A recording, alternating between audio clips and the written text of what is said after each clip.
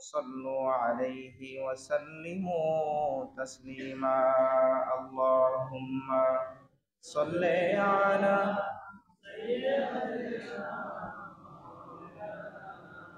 محمد وعلى آله سيدنا مولانا اللهم صل وسلم وبارك عليه रखे मेरे मस्कन हवालिए काबा बने मेरे मदफन दियारे मदीना बलगल उला बिकमालिही कशफत दुजा बिजमालिही हसनत जमीउ खिसालिही सल्लु अलैहि व आलिहि। সম্মানিত উপস্থিতি, আজ পবিত্র শুক্রবার জুমার দিন, পবিত্র জুমাদাল আউলা মাসের তৃতীয় জুমা। আমরা সর্বপ্রথম আল্লাহ তাআলার দরবারে শুকরিয়া আদায় করি যে আল্লাহ তাআলা রব্বুল আলামিন আমাদেরকে আল্লাহর ঘর মসজিদে জুমার নামাজ আদায় করার উদ্দেশ্যে সর্বাগ্রে আসার তৌফিক দিয়েছেন। সেজন্য সকলে আল্লাহ তাআলার শুকরিয়া আদায় করে বলি আলহামদুলিল্লাহ। আরো শুকরিয়া আদায় করি যে আল্লাহ তাআলা আমাদেরকে বিনা দরখাস্তে বিনা আবেদনে আখির নবীর উম্মত হিসেবে কবুল করেছেন, শ্রেষ্ঠ উম্মত হিসেবে স্বীকৃতি দিয়েছেন, শ্রেষ্ঠ গ্রন্থ হিসেবে কোরআনুল কারীম আমাদেরকে দিয়েছেন, শ্রেষ্ঠ নবী হিসেবে আখিরি নবীকে আমাদের নবী হিসেবে প্রেরণ করেছেন, শ্রেষ্ঠ ধর্ম হিসেবে ইসলাম ধর্ম, ইন্নাদ-দীনা ইনদাল্লাহিল ইসলাম, আল্লাহর নিকট একমাত্র মনোনীত ধর্ম ইসলাম ধর্মের অনুসারী হিসেবে কবুল করেছেন। সেজন্য আবারও দিল খুলে প্রাণ দারাজ করে বলি আলহামদুলিল্লাহ। আমি আপনাদের সামনে গত জুমার আগের জুমায় কোরআন এবং বিজ্ঞান নিয়ে কিছু কথাবার্তা আপনাদেরকে বলেছিলাম যে আল্লাহ তাআলা এই কোরআনুল কারীমের মধ্যে মানব জাতির হেদায়েতের উদ্দেশ্যে এমন কিছু কিছু আয়াত দিয়েছেন যেখানে বিজ্ঞানীরা কোরআনুল কারীম থেকে বৈজ্ঞানিক থিওরি, সায়েন্টিফিক থিওরি তারা খুঁজে পেয়েছেন। জোরে কোন সুবহানাল্লাহ। যদিও আল্লাহ তাআলার উদ্দেশ্য নয় যে কোরআনুল কারীমের মাধ্যমে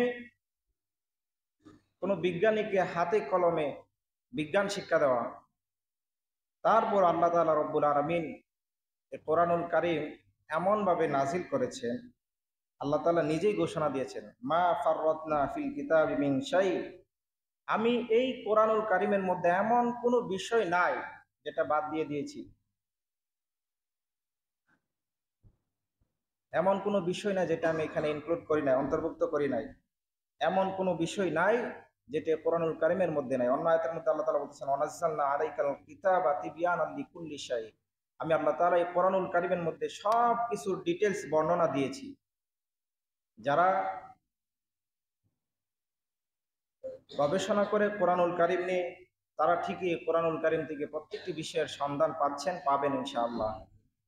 এই জন্য আল্লাহ তাআলা এই কোরআনুল কারীম নাজিল করে বলে দিয়েছেন যে কোরআনুল কারীমের মধ্যে সব বিষয় আমি অন্তর্ভুক্ত করেছি। জোরে কোন সুবহানাল্লাহ।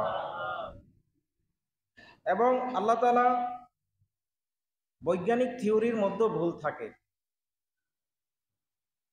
দীর্ঘকাল পর্যন্ত একটা থিওরি এটা আমাদের মধ্যে প্রচলিত থাকে, আবার পরবর্তীতে কোনো সায়েন্টিস্ট যখন নতুন কোনো থিওরি আবিষ্কার করেন তখন বলা হয় যে আগের থিওরিটা ভুল ছিল, এরকম হয়। কিন্তু কোরআনুল কারীম এমন নির্ভুল তথ্য দিয়েছেন, এমন নির্ভুল থিওরি দিয়েছেন যেখানে একদম যখন নাজিল হয়েছিল ১৫০০ বছর আগে, তখন থেকে এখন পর্যন্ত একটা নুক্তার পর্যন্ত ব্যবধান নাই। জোরে বলুন সুবহানাল্লাহ। এটাই হচ্ছে কোরআনুল কারীমের সবচেয়ে বড় মুজিজা। তো যাই হোক, এই কোরআনুল কারীমের মধ্যে কোনো ধরনের ভুল নাই, নির্ভুল। আল্লাহ পাক শুরুতেই ঘোষণা দিয়েছেন যালিকাল কিতাব লা রাইবা ফি, এটা এমন কিতাব যেই কিতাবে সন্দেহের কোনো অবকাশ নাই। এই কোরআনুল কারীমের মধ্যে এমন কিছু কিছু আয়াত রয়েছে যেখানে বৈজ্ঞানিক থিওরি রয়েছে। এই জন্য আল্লাহ তাআলা সূরা ইয়াসিনের শুরুতে বলেছেন ইয়াসিন ওয়াল কুরআনিল হাকিম, যে বিজ্ঞানময় কোরআনের শপথ আল্লাহ তাআলা করেছেন। এই কোরআন বিজ্ঞান ভিত্তিক, এই কোরআনের আবেদন সত্য, এই কোরআনের প্রত্যেকটি হরফ সত্য, প্রত্যেকটি আয়াত সত্য, প্রত্যেকটি সূরা সত্য। জোরে কোন সুবহানাল্লাহ। সত্য হওয়ার কারণে আল্লাহ তাআলা বিভিন্ন জায়গায় চ্যালেঞ্জ ছুড়ে দিয়েছেন যে তোমরা যদি মনে করো যে এটা মুহাম্মদ, সকলে পড়ুন সাল্লাল্লাহু আলাইহি সাল্লাম, আমার রসুল, আমার নবী তিনি বানিয়েছেন, তাহলে তোমরাও অনুরূপ একটি কিতাব তোমরা রচনা করে সংকলন করে আমাকে দেখাও। এরপর আল্লাহ তাআলা বললেন, না, গোটা কোরআন শরীফ লাগবে না, তোমরা একটা সূরা নিয়ে আসো। এরপর আল্লাহ তাআলা বললেন কয়েকটা সূরা নিয়ে আসো। এরপর আল্লাহ তাআলা বললেন 10টি আয়াত অন্তত পক্ষে নিয়ে আসো। এরপর আল্লাহ তাআলা বললেন একটি আয়াত পর্যন্ত তোমরা নিয়ে আসো, দেখি যদি তোমরা সত্যবাদী হও। তোমরা কোনোদিন নিয়ে আসতে পারবে না, কারণ এই কোরআনুল কারীম এটা বানানো কোনো কিতাব, বানানো কোনো গ্রন্থ নয়, এটা হচ্ছে আসমানি কিতাব, আসমানি গ্রন্থ। জোরে কোন সুবহানাল্লাহ। তো এখানে আমরা একটি আয়াত লক্ষ্য করি, সেটি হচ্ছে সূরা আল হাজের 5 নম্বর আয়াত, ওয়া তারাল আরদা হামিদা। আল্লাহ তাআলা বলেন তোমরা জমিনের দিকে লক্ষ্য করো, হামিদা, যখন সেটা শুষ্ক হয়ে যায়, একদম শুকিয়ে যায়, জমিন যখন শুকিয়ে যায় ফেটে চৌচির হয়ে যায়, হয় না? ফাইদা আনজালনা আলাইহাল মা আহতাসাত ওয়ারাবাত ওয়া আমবাতাত মিন কুল্লি জাওজিন বাহিজ। আল্লাহ তাআলা বলেন অতঃপর আমি যখন তার উপরে বৃষ্টি বর্ষণ করি, খুব খেয়াল করবেন, বৃষ্টি বর্ষণ করার ফলে ইহতাজ্জাত, এটি প্রকম্পিত হয়, জমিন কেঁপে ওঠে। বৃষ্টি হওয়ার পরে, বৃষ্টি হলে পরে যে জমিন কেঁপে ওঠে, এটাকে আমরা কিন্তু এটা জানি না, বুঝিও না। বিজ্ঞানীরা বলল যে আশ্চর্য কথা, যারা ভূতাত্ত্বিক, যারা মাটি নিয়ে গবেষণা করেন, ভূতাত্ত্বিক যারা, তারা বলতেছে যে আমরা গবেষণা করে এই কিছুদিন আগে পেলাম যে যখন বৃষ্টি আসমান থেকে নাজিল হয়ে জমিন মৃদু কম্পন অনুভূত হয়, জমিনের মধ্যে হালকা কম্পন সৃষ্টি হয়। জোরে কোন সুবহানাল্লাহ। আল্লাহ তাআলা এখানে স্বাভাবিকভাবে মানুষকে হেদায়েতের জন্য এখানে বলেছেন। আমরা একটু অর্থটা খেয়াল করি, তাহলে বুঝতে পারবেন যে এখানে কোনো বৈজ্ঞানিক থিওরি দেওয়ার উদ্দেশ্য নয়। এজন্যই আপনাদেরকে আমি প্রথম জুমায় বলেছিলাম যে কোরআন একদম, যে ব্যক্তি কিছুই জানে না তার কাছে এটা সহজবোধ্য মনে হবে। কোরআনুল কারীমকে আল্লাহ তাআলা এমন ভাবেই তৈরি করেছেন, সৃষ্টি করেছেন, এমন ভাবে আল্লাহ তাআলা এই কোরআনুল কারীমের শব্দের গাঁথুনি আল্লাহ তাআলা এমন ভাবে দিয়েছেন একজন সাধারণ মানুষও বুঝতে পারবে। আবার যে ব্যক্তি মহাজ্ঞানী তার জন্য এখান থেকে জ্ঞান আহরণের অনেক উপকরণ রয়েছে। জোরে কোন সুবহানাল্লাহ। আল্লাহ তাআলা বলতেছেন যে জমিন যখন শুষ্ক হয়ে যায়, এরপর আমি যখন বৃষ্টি নাজিল করি, মৃদু কম্পন অনুভূত হয়, অরবাত, এবং সেটি কিছুটা বর্ধনশীল হয়, ও আনবাতাত মিন কুল্লি জাওজিন বাহিজ, এরপর আমি এই জমিন থেকে আমি উদ্ভিদ রাজি জোড়ায় জোড়ায় সৃষ্টি করেছি।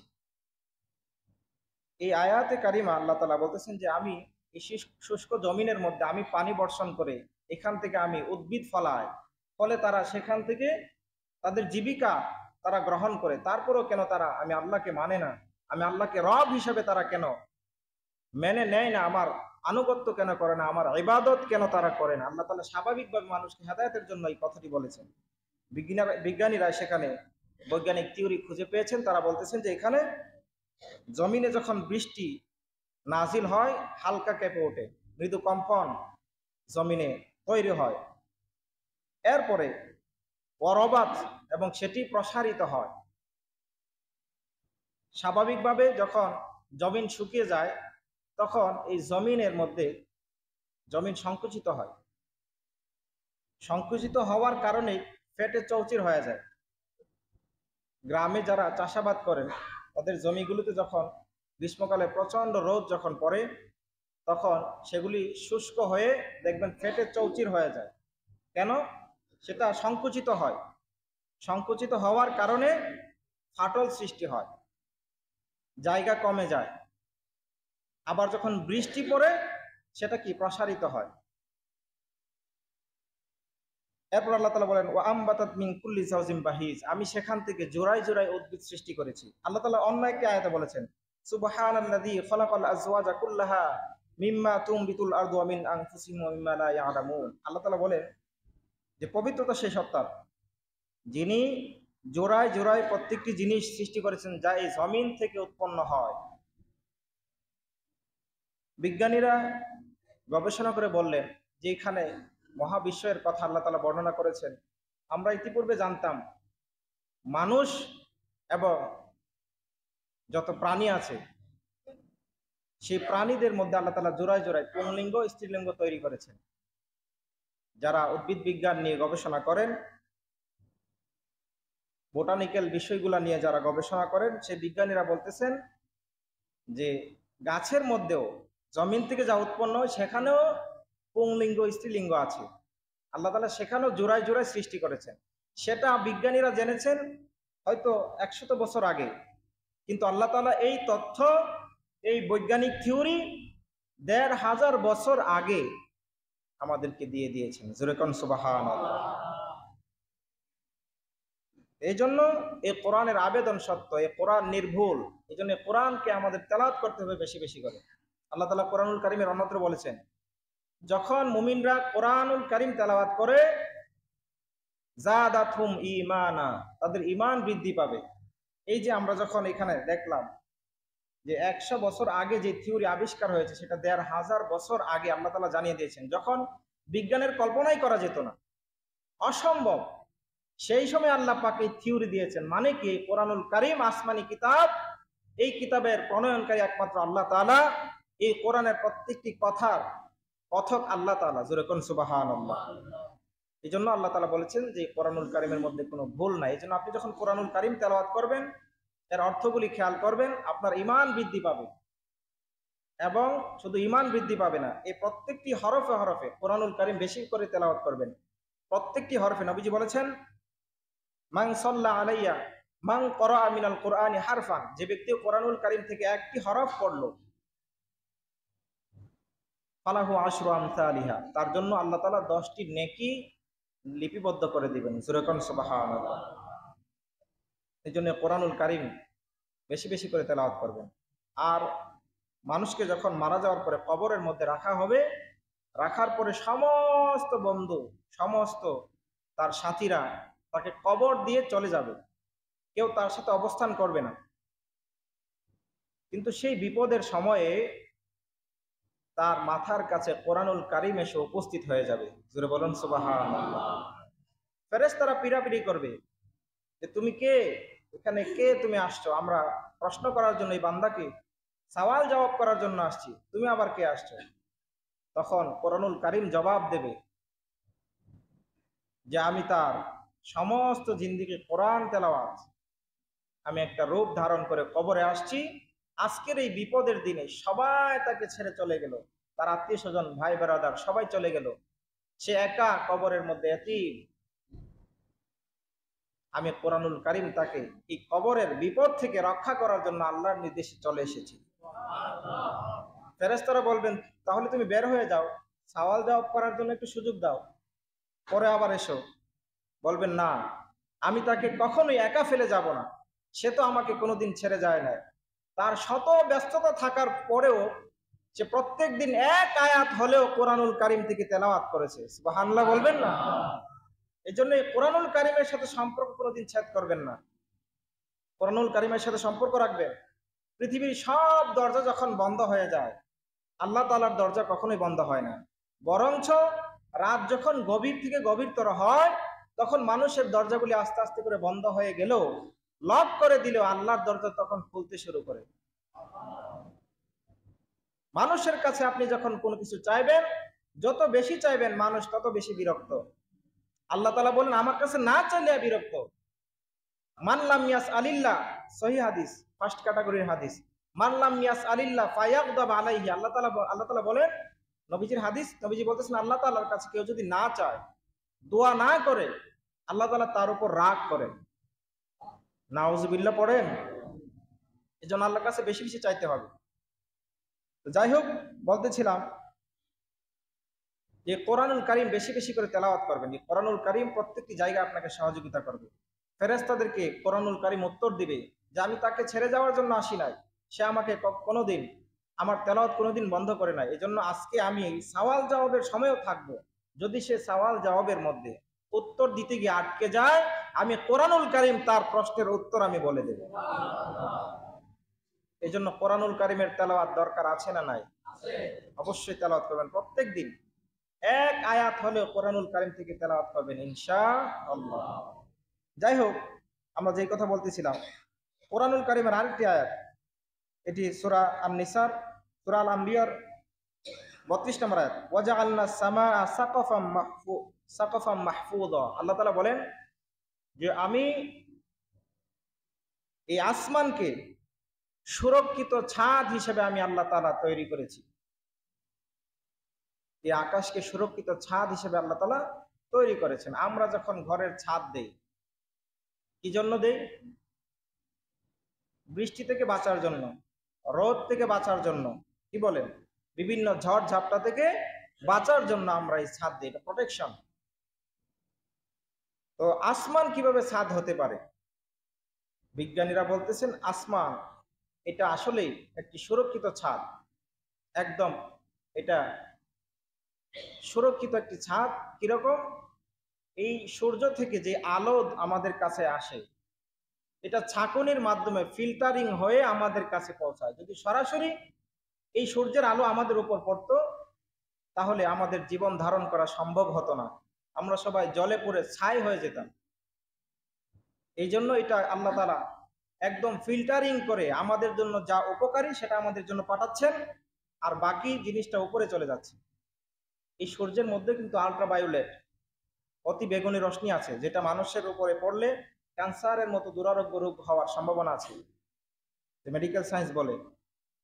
এই সূর্যের আলোগুলাকে আল্লাহ তাআলা নিয়ন্ত্রিত করে, কন্ট্রোল করে। এটার কন্ট্রোলার একমাত্র আল্লাহ তাআলা। বিজ্ঞানীরা তো শুধু এটা নিয়ে গবেষণা করেন, তারা তো এই সূর্য সৃষ্টি করে না। কি বলেন? সূর্যকে সৃষ্টি করেছেন আল্লাহ তাআলা।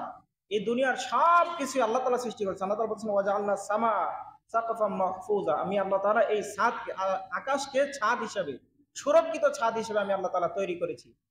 এই সুরক্ষিত ছাদ হিসেবে তৈরি করার কারণে আমাদের কাছে যা উপকারী তা আসে, বাকিগুলা এই ছাদ প্রোটেকশন করে আমাদেরকে বাঁচায়। জোরে কোন সুবহানাল্লাহ।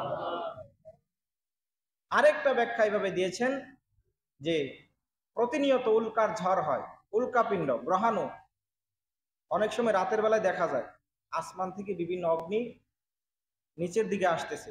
এটাকে গ্রামে অনেকে ভূতের আগুন বলে। এই যে গ্রহাণু, এই উল্কাপিণ্ডগুলো আসলে, আসার পরে বায়ুমণ্ডলের মধ্যে ঘর্ষণ হওয়ার ফলে সেটা জ্বলে ওঠে, তারপরে ওখানে নিষ্ক্রিয় হয়ে যায়। আপনি একটু খেয়াল করবেন, কোরআনুল কারীমের মধ্যে আল্লাহ তাআলা কত সুন্দর করে উপস্থাপন করেছেন। আল্লাহ তাআলার বাচন ভঙ্গি কত সুন্দর। আল্লাহ তাআলা বলেছেন যে এই উল্কাপিণ্ডগুলা ওখানে নিষ্ক্রিয় হয়ে যায়। যদি এগুলা সরাসরি আমাদের জমিনে পড়তো, আমরা জলে পুড়ে ছাই হয়ে যেতাম, এই জমিনে জীবন ধারণ করা সম্ভব হতো না। এবং বিজ্ঞানীরা সেটাও বলেছেন যে এমন অনেক উল্কাপিণ্ড আছে যেগুলা জমিনের মধ্যে আক্রমণ করতে পারে, আর আক্রমণ করলে আমাদের জীবন বিপন্ন হয়ে যাবে। বিজ্ঞানীরা পরোক্ষভাবে কিয়ামতকে তারা এখানে তুলে ধরেছেন। কিয়ামত যে সত্য, কিয়ামত যে হবে সেটা যে সত্য, বিজ্ঞানীরা সেটা পরোক্ষভাবে স্বীকার করেছেন, প্রত্যক্ষভাবে স্বীকার না করলেও।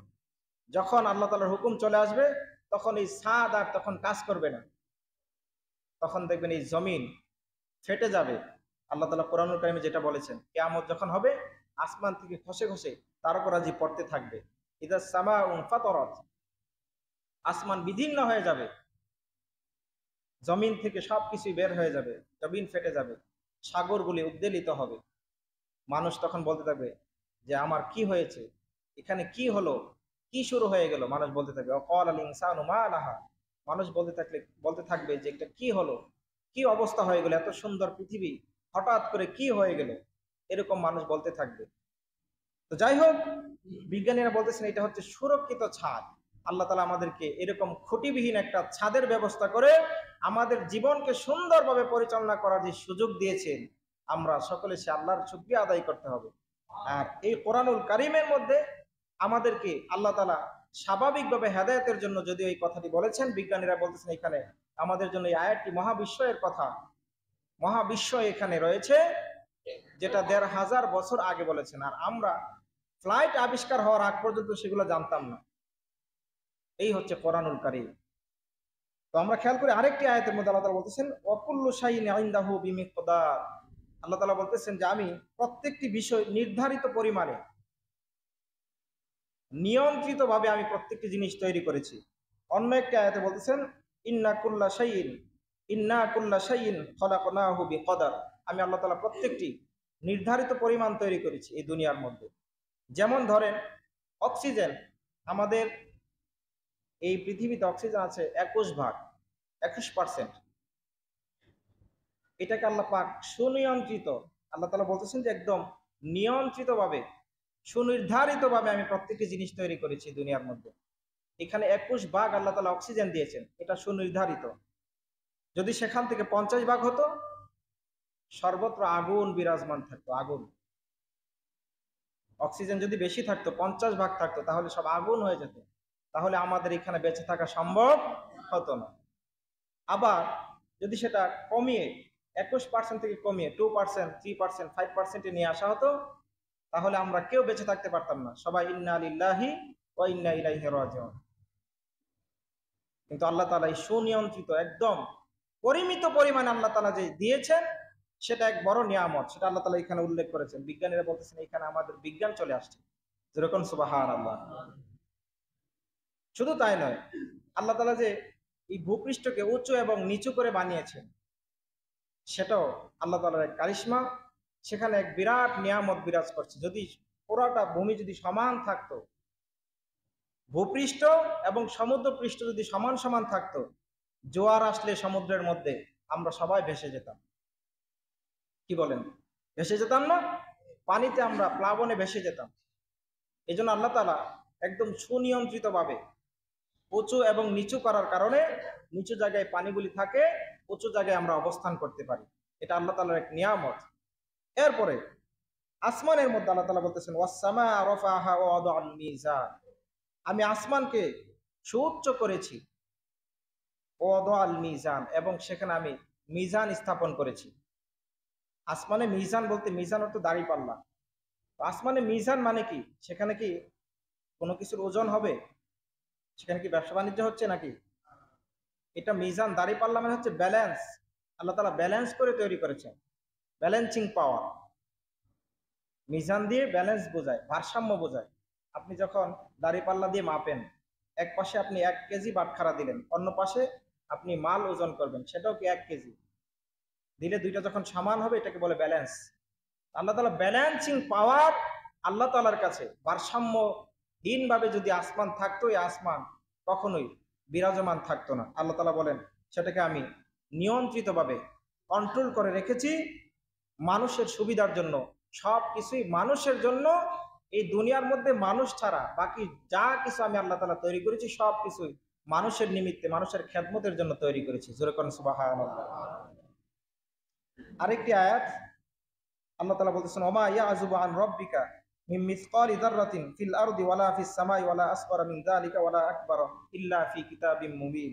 আল্লাহ তাআলা বলতেছেন সূরা ইউনূসের 61 নম্বর আয়াত, আল্লাহ তাআলা বলতেছেন ওমা ইয়াযুবু আন রাব্বিকা। আল্লাহ তাআলার পক্ষ থেকে এমন কোনো বিষয় নাই, আল্লাহ তাআলার কাছ থেকে এমন কোনো বিষয় নাই যেটা গোপন রয়েছে। সব কিছু আল্লাহ তাআলার আয়াত্তাদি। আমরা যদিও দেখি না, কিন্তু আল্লাহ তাআলা সব কিছুর উপরে কি পর্যবেক্ষণকারী। আল্লাহ তাআলা সবকিছুই দেখেন, আল্লাহ সবকিছু শুনেন। মিম মিসকালি যাররাতিন, অনুপরিমাণ কোন বস্তু যদি হয়, সেটা আল্লাহ তাআলা কি দেখেন। সেটা আল্লাহর কাছ থেকে কি গোপন নয়, আল্লাহ তাআলার আড়ালে নয়। ফিল আরদি ওয়ালা ফিস সামা, সেটা জমিনে হোক কিংবা আসমানে হোক। এরপর আল্লাহ তাআলা বলতেছেন ওয়ালা আসগরা মিন যালিক, এমনকি তার চেয়েও ছোট কোনো বস্তু যদি থাকে। 1905 সালের আগ পর্যন্ত, প্রায় 120 বছর আগে, এর আগ পর্যন্ত পদার্থের সবচেয়ে ক্ষুদ্রতম অংশ ছিল অণু। কি ছিল? অণু। পদার্থ বিজ্ঞানীরা বলতেছে, এখানে আল্লাহ তাআলা বলেছেন স্বাভাবিকভাবে একটি কথা, কিন্তু এখানে আমাদের বিজ্ঞান চলে এসেছে, পদার্থ বিজ্ঞানের কথা এখানে চলে আসছে। পদার্থ বিজ্ঞানীরা বলতেছেন যে আল্লাহ তাআলা ১৫০০ বছর আগে এত সুন্দর কথা বৈজ্ঞানিক থিওরি কিভাবে উপস্থাপন করেছেন। কারণ আল্লাহ তাআলার এই কিতাব সাধারণ কিতাব নয়, সেটা আসমানি কিতাব বলেই আল্লাহ তাআলা ১৫০০ বছর আগেই, ১৫০০ বছর যেটা আবিষ্কার হবে, ১৫০০ বছর পরে যেটা আবিষ্কার হবে সেটার তথ্য আল্লাহ পাক দিতে পারেন। বলুন সুবহানাল্লাহ। আল্লাহ তাআলা বলতেছেন যে এর চেয়ে, অণুর চেয়ে যে ছোট কোনো বস্তু থাকে সেটা আল্লাহর আয়ত্তের বাইরে নয়, আল্লাহ তাআলার আয়ত্তের ভিতরে। ১৯০৫ সালের আগ পর্যন্ত অণু ছিল পদার্থের সবচেয়ে বেশি, সবচেয়ে ছোট অংশ। ১৯০৫ সালে আমেরিকা এবং জার্মানির বিজ্ঞানীরা গবেষণা করে দেখলো যে এর চেয়ে, অণুর চেয়ে ছোট অংশ রয়েছে, সেটা হচ্ছে কি? পরমাণু। সেটা কি? পরমাণু। আল্লাহ তাআলা সেটা ১৫০০ বছর আগে কোরআনুল কারীমের মধ্যে দিয়েছেন। বিজ্ঞানীরা বলতেছেন, মহাবিশ্বই প্রকাশ করেছেন এই আয়াতের সামনে। তারা বলতেছেন যে কোরআনুল কারীমে ১৫০০ বছর আগে আমাদের এই পরমাণু তত্ত্বের সন্ধান কোরআনুল কারীম দিয়েছে। যেরকম সুবহানাল্লাহ। আপনি কিভাবে কোরআনুল কারীমকে অস্বীকার করবেন? এই কোরআনুল কারীমের প্রত্যেকটি কথা, প্রত্যেকটি শব্দ আল্লাহর পক্ষ থেকে, এবং সেগুলি নির্ভুল। জোরে বলুন সুবহানাল্লাহ। তো যাই হোক, আল্লাহ তাআলা আমাদের সকলকে কোরআনুল কারীমের প্রত্যেকটি কথা মেনে চলার তৌফিক দান করুন। আমরা খেয়াল করি আরেকটি আয়াত, আল্লাহ তাআলা সেই আয়াতের মধ্যেও স্বাভাবিকভাবে আল্লাহ তাআলা মুমিন বান্দাদেরকে বলতেছেন, ফামাই ইউরিদিল্লাহু আইয়াহদিয়াহু ইয়াশরাহ সাদরাহু লিল ইসলাম। আল্লাহ তাআলা বলতেছেন, আল্লাহ তাআলা যাকে চান তাকে হেদায়েত দেন। আল্লাহ তাআলা যাকে চান তাকে পথ প্রদর্শন করেন। আল্লাহ তাআলা হেদায়েত নবীদের হাতেও দেন নাই। নবীদেরকে শুধু দায়িত্ব দিয়েছেন দাওয়াত দেওয়ার জন্য। হেদায়েত কার হাতে? আল্লাহর হাতে। এই জন্য দেখবে হাজার চেষ্টা করার পরেও মানুষ সত্যের পথ অনুসরণ করে না, এরকম বাঁকা হয়ে থাকে, বাঁকা হাড়ের মতো। আবু জেহেল শত শত প্রমাণ, নবুয়তের শত শত প্রমাণ সে সচক্ষে একদম চাক্ষুষ সে দেখেছে, দেখার পরেও কি বিশ্বাস করে নাই। আল্লাহ তাআলা হেদায়েত দেন নাই। আল্লাহ তাআলা বলতেছেন, যাকে আমি আল্লাহ তাআলা হেদায়েত দেই সেই হেদায়েত পায়। এরপরে বলতেছেন, ইয়াশরাহ সাদরাহু লিল ইসলাম, তার বক্ষকে আমি প্রসারিত করে দেই। তোরে বলুন সুবহানাল্লাহ। যাকে আমি হেদায়েত দেই তার বক্ষকে প্রসারিত করে দেই। ওমাই ইউরিদ আন ইউদিল্লাহু, আর যাকে আমি পথভ্রষ্ট করেছি, ইয়াজআল সাদরাহু দায়িকান হারাজান কাআন্নামা ইয়াসআদু ফিস সামা। আল্লাহ তাআলা বলতেছেন যে আর যাকে আমি পথভ্রষ্ট করেছি তার বক্ষকে আমি সংকীর্ণ করে দিয়েছি। কিরকম? আল্লাহ তাআলা একটা উদাহরণ দিলেন, মেটাফর ব্যবহার করলেন। কাআন্নামা ইয়াসআদু ফিস সামা, যেন সে আসমানের দিকে সে উদ্দারোহণ করতেছে, উপরের দিকে উঠতেছে। আসমানে উঠলে মানুষের বক্ষ যে সংকুচিত হয়, মানুষের ভিতর যে ছোট হয়ে আসে, সংকুচিত হয়ে আসে, সেটা বিজ্ঞানীরা এই কয়েক বছর আগে জানলো। কিন্তু এই কোরআনুল কারীমের মধ্যে ১৫০০ বছর আগে আল্লাহ তাআলা এই থিওরি দিয়েছেন। বিজ্ঞানীরা বলতেছেন যে ফ্লাইট আবিষ্কার হওয়ার আগে, আমরা চাঁদে যাওয়ার আগ পর্যন্ত, উপরে ওঠার আগ পর্যন্ত আমরা জানতাম না যে উপরে উঠলে যে অক্সিজেন থাকে না। আমরা তো মনে করি যেখানে মানুষ বেশি এজন্য ভাগ বাটোয়ারা হয়ে যাচ্ছে, আমরা অক্সিজেন কম পাচ্ছি, উপরে উঠলে বুঝি অক্সিজেন বেশি পাবো। না, একদম নিয়ন্ত্রিত পর্যায়ে আল্লাহ তাআলা সুনির্দিষ্ট দূরত্ব পর্যন্ত আল্লাহ তাআলা অক্সিজেন দিয়েছেন। এরপর থেকে অক্সিজেন নাই। সেখানে যখন মানুষ যায়, মানুষ যখন চাঁদে আরোহণ করে, তখন তারা সাথে কি জীবন ধারণের জন্য, বাঁচার জন্য যত উপকরণ আছে অক্সিজেন সহ সাথে নিয়ে যায়, এবং সব কিছুর প্রোটেকশন। তারা দেখবেন যারা বিভিন্ন ফ্লাইটের মাধ্যমে যারা চাঁদে আরোহণ করে, তাদের দেখবেন বিভিন্ন আলাদা ড্রেস আপ আছে, তারা সেই প্রোটেকশনগুলো নিয়ে তারপরে কি আকাশে ওড়াল দেয়। তো এখন বিজ্ঞানীরা বলতেছে যে উপরে গেলে, মানুষ তো এটা আগে জানতো না যে উপরে গেলে তার যে বক্ষ সংকুচিত হয়ে আসবে, তার যে অক্সিজেনের অভাব হবে, সেটা আমরা ফ্লাইট আবিষ্কার হওয়ার পরে জানলাম। একজন মানুষ যখন উপরে উঠতে থাকে, আসমানে উঠতে থাকে, তখন তার অক্সিজেন কমে যায়, তখন তার ভিতরে শ্বাস বন্ধ হয়ে আসবে, ভিতর ছোট হয়ে আসবে। আল্লাহ তাআলা এই তথ্য দিয়েছেন ১৫০০ বছর আগে। যেটা বলুন সুবহানাল্লাহ। এই জন্য কোরআনুল কারিমের প্রত্যেকটি আয়াত সত্য। এই কোরআন বিজ্ঞানময় কোরআন, এই কোরআনের আবেদন সত্য। আমরা যেন কোরআনুল কারিম থেকে শিক্ষা গ্রহণ করি, কোরআনুল কারিম যেন বেশি বেশি করে তেলাওয়াত করি এবং অর্থ সহ বোঝার চেষ্টা করি। আল্লাহ তাআলা আমাদের সকলকে তৌফিক দান করুন। সকল বলুন আমিন। ওমা আলাইনা ইল্লাল বালাগ। যারা সুন্নত পড়েন নাই 4